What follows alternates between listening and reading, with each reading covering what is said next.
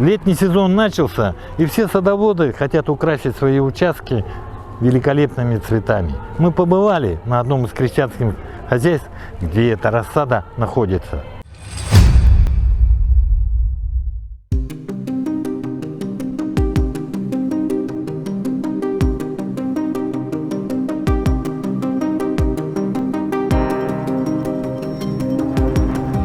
Раньше мы делали, потому что надо было это делать. То есть сейчас уже совсем другое отношение.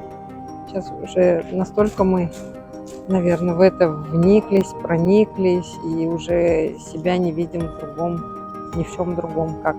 Благодаря людям, наверное, больше вот это вот, благодаря их благодарности нам, да, то, что слышишь вот эти постоянные слова поддержки какие-то, слова восхищения и охота больше что-то делать. На сегодняшний день самое популярное это петуния. Розничная цена у нас 80, а так, конечно, уже делаем скидочки, и оптовые покупатели, у них свой прайс. Намский тракт, 13 километр, остановка Коммунальщик.